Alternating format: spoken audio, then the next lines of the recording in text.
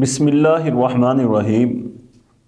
حضرت عبداللہ بن سلام فرماتے ہیں کہ میں نے جو سب سے پہلے نبی کریم صلی اللہ علیہ وسلم کا فرمان سنا۔ حضرت عبداللہ بن سلام یہ وہ ہستی ہیں جو تورات کے بہت بڑے عالم تھے۔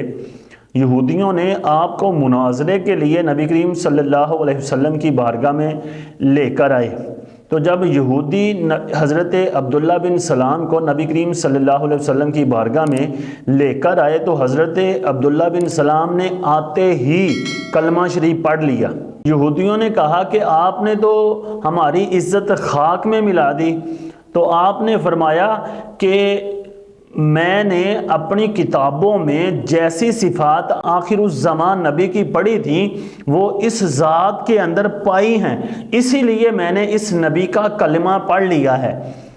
تو وہ فرماتے ہیں، حضرت عبداللہ بن سلام فرماتے ہیں کہ جو نبی کریم صلی اللہ علیہ وسلم کو جو سب سے پہلے میں نے کلام سنا وہ یہ تھا کہ نبی کریم صلی اللہ علیہ وسلم نے فرمایا، اے لوگو سلام کو عام کرو، لوگوں کو کھانا کھلاؤ۔ اور سلام کے بارے میں ایک اور حدیث بھی ہے کہ نبی علیہ السلام نے فرمایا کہ تم سلام کرو ہر اس شخص کو جس کو جانتے ہو چاہے نہیں جانتے، یعنی ہر شخص کو، ہر مسلمان کو سلام کرنا چاہیے۔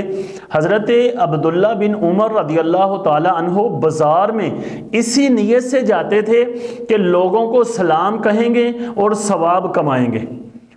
تو حضرت عبداللہ بن سلام فرماتے ہیں کہ نبی علیہ السلام نے فرمایا کہ سلام کو عام کرو، لوگوں کو کھانا کھلاؤ، اور جب لوگ سو جائیں تو اس وقت رات کو نماز ادا کرو۔ تو جب یہ کام تم کر لو گے تو سلامتی کے ساتھ جنت میں داخل ہو جاؤ گے۔ لہٰذا آج ہمیں بھی چاہیے کہ ہم ایک دوسرے کو سلام کریں، جب بھی کسی سے ملیں سلام کریں اور لوگوں کو کھانا کھلائیں اور رات کو عبادت کریں تاکہ ہم بھی سلامتی کے ساتھ جنت میں داخل ہو جائیں۔ اللہ تعالیٰ عمل کی توفیق عطا فرمائے۔